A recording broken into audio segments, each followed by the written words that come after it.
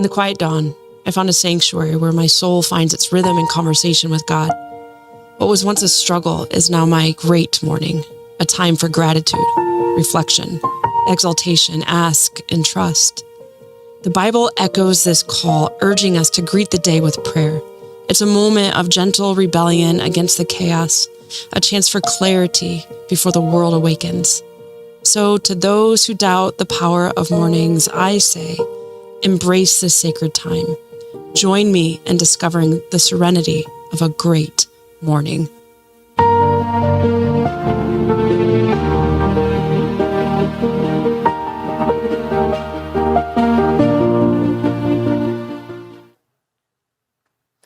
And a very good morning, great morning to Good Shepherd Church. Thanks, Colin, for the plea to play dodgeball. Hey, I just got a little story for you.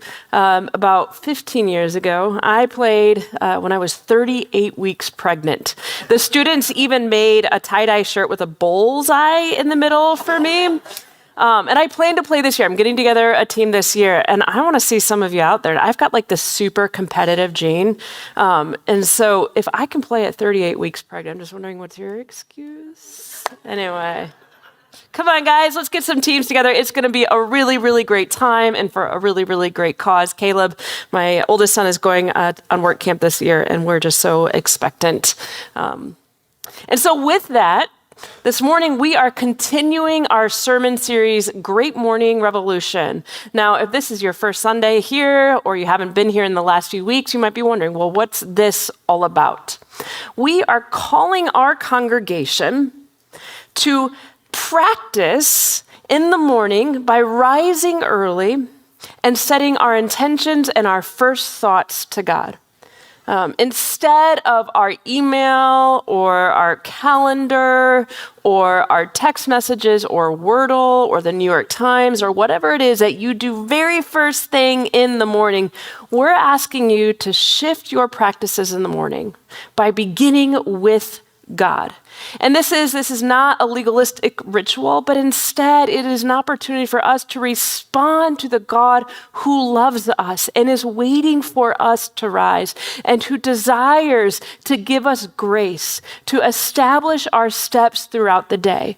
And so for me, Great Morning became a double entendre. In one sense, it meant that I was going to choose to have a great morning no matter what my external circumstances were. One of the things I've learned throughout life is we're not guaranteed to have a perfect day every day. In fact, we pretty much will have, and things are going to go wrong.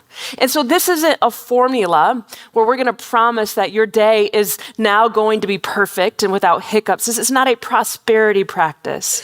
But instead, this is a practice of choosing to bless God no matter what comes your way. It will be a great morning because we are with God. But then GREAT is also an acronym that stands for gratitude, reflection, exaltation, ask, and trust. And so the last few weeks, we've walked through these first three here with gratitude. We've called our congregation just to consider waking up 20 minutes earlier than usual and make your gratitude list, and then move on to a time of reflection. We have some reflection questions that we've offered to you. If you're not sure where to start for reflection, you can just simply Google prayers of examine and questions that you can ask yourself. And then move into a time of exaltation, which means praising God. And one of the ways that Jeff and I do this is we read Psalm 145 every morning together. And so today, we move on to the next letter in the acronym, which is ask. Asking God with prayers of petition. Now, to the theologically astute, or maybe to the analytical, prayer might seem ridiculous in some ways. We might wonder, why would we ever pray to God if God is all-knowing? Why would we ever ask God of something if God already knows the desires of our hearts? What is the point of it anyway? Or maybe even we're wondering, well, I'm just, I've prayed before and I didn't get the answer that I wanted. God didn't answer my prayer. God doesn't have a very good KPI going on here. Like I'm just not seeing the deliverables. So I'm not really sure that if there's any point in prayer because it gets really exhausting. And so we think through all of these different mental gymnastics that we have with prayer, and we wonder, well, what is the point with prayer? And interestingly, when we look at the Gospels, we actually see that Jesus prayed a whole lot. Jesus prayed out throughout his entire ministry. At the beginning of Luke's Gospel, right before receiving the Holy Spirit, he prays. There's another moment that he prays through the night, and there's moments that he is frustrated with the disciples that they could not stay awake praying with him. Right before the cross, Jesus prays. In fact, he prays a really, really tough prayer. He says, "Let this cup from me pass. I don't want to go through with this, Lord." And in the end, he says, "But not my will, but your will be done." And then Jesus prays on the cross. He cries out, my God, why have you forsaken me?" And as he breathes his last breath, he cries out and he prays to God. Even before Jesus, we see examples in the Old Testament of the people of God asking God of things. I think of Hannah in the book of 1 Samuel, who wanted nothing more than to have a child. And so she prayed and she asked God to give her a child. And we see Solomon. Solomon could have asked God for anything in the book of 1 Kings. He could have asked God for anything, but he asked for wisdom. And God was so pleased that he asked of this. And then we see again in the Gospels, Jesus teaching about prayer. Not just any kind of prayer, but prayers of petition. That Jesus actually tells us that we should ask. He says in Matthew 7, "Ask and it will be given to you. Seek and you will find. Knock and the door will be open to you. For everyone who asks receives. The one who seeks finds, and to the one who knocks, the door will be open." In John 14, Jesus says, "Whatever you ask in my name, this I will do, that the Father may be glorified in the Son. If you ask me anything in my name, I will do it." The Apostle Paul also calls us to prayer. He says, "Don't be anxious about anything, but in everything, by prayer and supplication with thanksgiving, let your requests be made known to God." Ask God. James says, "If any of you lacks wisdom, ask God, who gives generously." And we see countless examples of prayers of petition in Scripture. And I wonder if perhaps one of the reasons that we struggle with prayer is maybe, just possibly, we have put the emphasis on the wrong syllable. Did you get that? Maybe we've put the emphasis on the wrong syllable, that we have believed incorrectly that prayer is about changing God and God is the one who needs our prayers. But in fact, what if prayer is for us? What if we are the ones that actually need the changing? What if we are the ones that actually need the realigning? What if we are the ones that need the shaping? Prayer is simply talking to God about what we are doing together, as Dallas Willard says. Because God is a God that relates. God is relational. And when we bring our requests to God, God is doing something much deeper and much more miraculous than we could ever see. Now, in Luke's Gospel, chapter 18, Jesus tells this very peculiar parable. He tells a parable. He begins first by saying that the disciples should always pray and never give up. Okay? So he's telling them, always pray, don't give up, keep on praying, don't give up, keep on praying, don't give up. And then he tells this parable. He says this: "In a certain town there was a judge who neither feared God nor cared what people thought. And there was a widow in that town who kept coming to him with the plea, 'Grant me justice against my adversary.' For some time he refused, but he finally said to himself, 'Even though I don't fear God or care what people think. Yet because this widow keeps on bothering me, I will see that she gets justice so that she won't eventually come and attack me."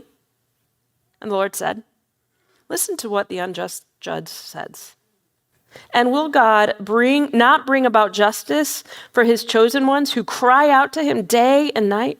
Will he keep putting them off? I tell you, he will see that they get justice and come quickly. However, when the Son of Man comes, will he find faith on the earth?" So Jesus begins by telling us that we are to pray and never give up. And then he tells this really wild story of a persistent widow. This widow would have been incredibly vulnerable in society. The disciples would have understood that context. She was vulnerable, and her only chance for justice was if someone else were to intervene. Widows relied and were completely dependent on other people in society to care for them. And so this judge was her only hope. Now, Jesus tells us that he's an unjust judge. In other words, he's not super interested in bringing about justice where there is injustice or correcting something that is wrong and making it right again. And so when a widow comes, he's all the more just annoyed. She comes and she wants justice, and he just kind of shoos her off like a flea. And so she comes again, and he just kind of, leave me alone. Don't bother me. I don't have time for your petty business. So he shoos her off again. And she comes, and eventually he's just like going absolutely crazy. She has worn him down. He is exhausted, and he says, "Fine, I can't take this anymore. I don't want to see this woman's face anymore. I don't want to hear her voice anymore. Let's just give her what she needs so she doesn't come and attack me." Now, in our home, we have something called circling the airport. See, whenever someone's circling the airport, it means that they are trying to wear someone else down in the family to convince them that they need something. It's like this. A few years ago, I was dead set, convinced that we needed a corgi in our home. Corgis, they are just absolutely perfect. They've got, the tiniest legs and the biggest bodies. They look like a loaf of bread when they lay down. And so I started following different corgi accounts, and I started watching different corgi videos, and I started talking about it to Jeff all the time. I would send him videos. Look at this corgi. Isn't it like the cutest thing you'd ever seen in your life? He's like, yeah, but it still has to go to the bathroom. You still got to take it out, and you still have to clean up afterwards, and they're just a mess, and somebody still have to feed it. And I would say, yeah, but look how cute it is. And eventually I became obsessed, and I was just talking about a corgi all the time, and I started sending him Instagram videos of the corgis, and I would send him Instagram videos of telling you 10 reasons why you need to own a corgi. And then I started finding different videos, and I would say, Jeff, look at this, or different breeders. I would say, Jeff, look at this breeder. This breeder, these corgis are on a farm, and there's this dog that's named Charlie, and we absolutely have to get it. And then the boys started, come on, Dad, please. And Jeff said, you know what, if we get a dog, I know that I am going to be the only person that cares for this thing. I'm going to be the one that feeds it. I'm going to be the one that takes it on a walk. I'm going to be the one that cleans him up every time he goes outside and he gets full of mud. And we all said, no, you won't. We will all help. We are all going to feed him. We are all going to walk him. And Jeff is the only person that walks that dog and feeds that dog and cares for this dog because he was worn down. Circling the airport. This persistent widow was circling the airport. And she wasn't going to stop circling the airport until the judge relent and gave her a landing strip which brought her justice. She wore him down, and she did not give up. Now, we might think, okay, so this is wild. Is Jesus telling us that we need to annoy God? Is this how God views us? Like just this flea that we just need to, are we pestering God? Does God see us as an inconvenience? Is God being compared to an unjust God? This parable is known as something called a how much more parable, where Jesus is saying, if this widow who is absolutely persistent gets a judge to respond, how much more will your Father in heaven respond? How much quicker will your Father in heaven respond? And in the same way, he just told the disciples to keep on praying and to never give up. He's saying, if this widow, who has nothing but the clothes on her back and is in desperate need for justice and does not give up, so it is with you. Keep praying. Keep bringing your prayers of petition to God. Keep on asking. Never give up. Even when it seems like there are days where there is brass on the heavens, keep on praying. Even when it seems like we aren't getting the answer we thought we should get, keep on praying. Because prayer, my friends, isn't about changing the mind of God.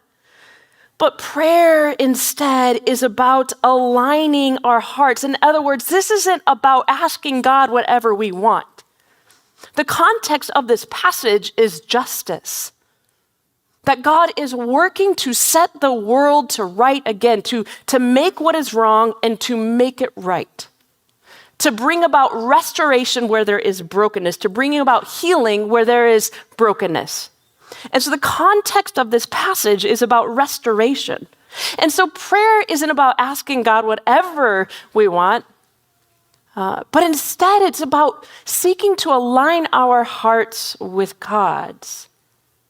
And when we bring our requests, sometimes we're asking, God, I didn't study for my test, but can you somehow miraculously give me an A? Have you guys ever done that before? Yeah, I thought so. And then maybe God gives us the grace to have less anxiety in that moment, and maybe we still didn't do so great on the test. But actually, prayer isn't just about asking whatever we conveniently need in the moment, but prayer is this ongoing conversation with God of gentle nods where we are aligning our hearts with God, where we are aligning our wants with God's. We're saying, God, give me eyes to see the situation as you see it. God, give me a heart for the world as you have a heart for the world. Not my will, but your will be done. God, I trust you. God, I walk in your presence. God, I walk in your power. That no matter what comes my way, no matter what happens, I am walking in your grace. I am walking in your power. I think of the Apostle Paul. The Apostle Paul talks about a thorn in his side. He actually calls the thorn in his side a messenger of Satan that's come to torment me. And he said, I prayed to God 3 times. I pleaded with God, he said, 3 times. And we don't believe that this thorn in his side was ever removed, whatever that was. But then he says things like this in his letter to Corinth, when he talks about the grace of God that is sufficient. That God's power is made perfect in weakness. And he says, therefore, I will boast all the more gladly about my weakness, so that Christ's power may rest in me. I think about, oftentimes, as a pastor, I sit with so many people who are in moments where they are just seeking God's answer on something. And one of those things often happens to be with career or jobs. About a decade ago, I was contacted by a headhunter asking if I would consider applying to be a teaching pastor at Willow Creek. They wanted to add a female to the preaching and teaching lineup, and they said, we'd love to talk with you. And so I started to go through the interview process, and I started to pray about it, and I started to get really excited because the job description was that they just wanted me to preach. I would have no other departmental responsibilities or duties or no administrative duties, just preach. They just wanted me to study and preach. What a dream. I mean, what a dream. And I started to get really excited about the job. And it got to this point where I started to feel recruited and pursued by them. We started to have all these conversations. And then all of a sudden, the interview process came to a halt and they said, we're not going to hire one anymore. And I was so confused. It made no sense. I started to fall in love with the idea to go. And I understand, because to me, it just felt like all lights were green, and this was going to happen, and we were going to move forward. Anybody who has experienced the crushing blow of not getting a job that you thought you were going to get can understand. And then, wildly, a few years later, word got out that the senior pastor of the church had a pretty major moral failure, and the church imploded in on itself for several years. I think, whew, can you imagine if I would have been there for that? There's so much that is mysterious about why things happen, why things don't happen, why things don't happen on the timing that we think. But here's what I can testify to you today. The more that I pray, the more that God aligns my heart with God, the more that God aligns my mind with God's mind, and the more that I begin to realize that God is always working to bring about justice and restoration and wholeness, and that we are all part of that plan in ways that we could never see, in ways that we could never understand. And God is always working to bring about goodness as it is in heaven, justice as it is in heaven, grace as it is in heaven, healing as it is in heaven, flourishing as it is in heaven. And when it doesn't happen in the ways that we think, my friends, God's grace is always abundantly available to you.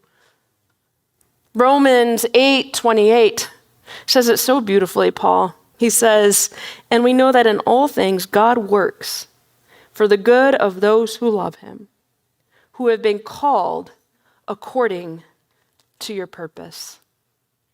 What is your ask? What is your petition? What are the things that you've been bringing to God?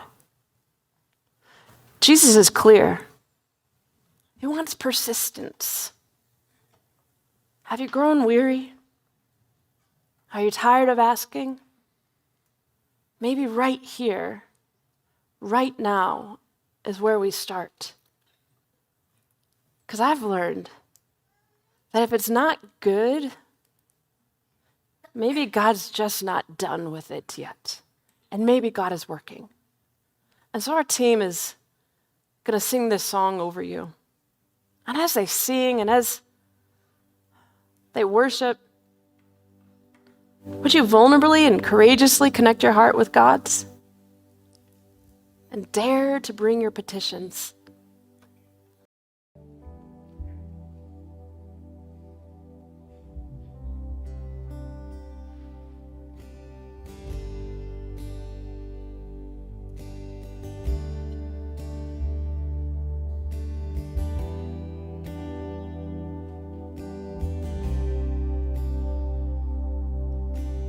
Everything happens for a reason, but you don't know what you don't know. And you'll never have peace if you don't let go of tomorrow. 'Cause it ain't even fate till your plan falls apart, but you still choose to follow. If it doesn't make sense right now, it will when it's over.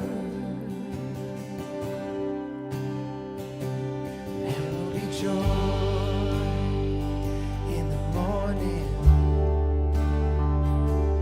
There will be joy in the morning. If it's not good, then he's not done. No, he's not done with it yet. There will be joy.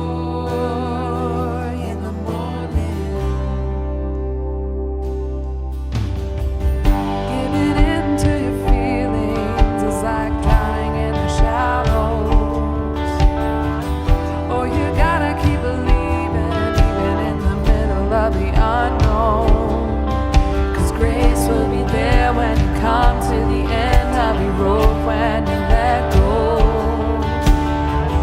It may feel like you're going